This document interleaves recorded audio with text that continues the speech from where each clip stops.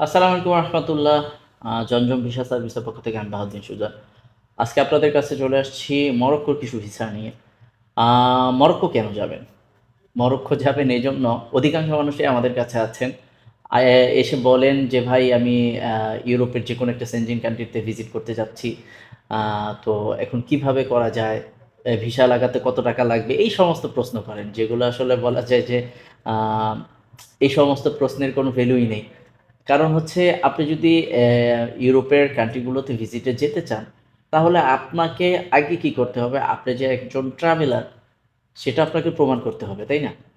তো আশেপাশের আগে কয়েকটা দেশ আপনাদের যাদের ভ্রমণ করা রয়েছে, যেমন আপনার কাতার, সৌদি আরব, ওমান, এই টাইপের দেশগুলি ভিজিট করে অনেকে কি করেন, তুর্কিতে ভিসা লাগানোর জন্য অস্থির হয়ে যান।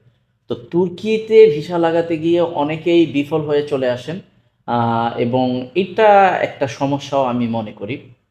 তো আমি এখন সাজেস্ট করব, যেহেতু তুর্কিতে ভিসা সবাইকে দিচ্ছে না, তো দিচ্ছে কোথায়?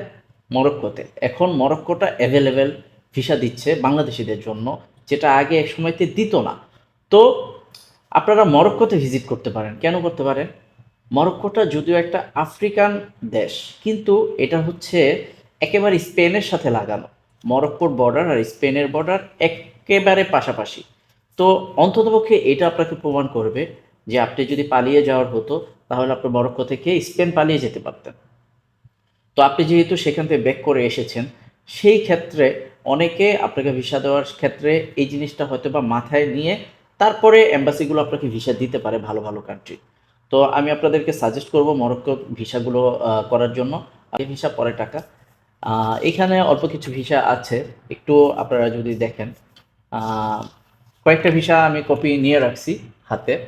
তো অ্যাভেলেবেল ভিসা হচ্ছে, আমি বলবো আপনারা মরক্কোতে যেতে পারেন। এবং আমাদের কাছে আরেকটা প্যাকেজ আছে, সেটা হচ্ছে ইজিপ্ট এবং মরক্কো একসাথে। হ্যাঁ, মরক্কো শুধু ভিজিট করবেন যে খরচ দিয়ে, ইজিপ্ট সহ সেই খরচেই হয়ে যাবে ইনশাল্লাহ। তো আমাদের অফিসে আসেন, আসার পরে আমরা আপনার সাথে, আপনি কতদিন থাকতে চান, কিভাবে থাকতে চান, সব কিছু মিলিয়ে একটা প্যাকেজ আপনাদেরকে সেট করে দিব। অথবা ফোন করতে পারেন, কমেন্ট করতে পারেন। আমি ফোনে আপনাদেরকে উত্তর দেওয়ার চেষ্টা করবো। পরবর্তীতে অন্য কোনো আপডেট নিয়ে হাজির হব। আল্লাহ হাফিজ।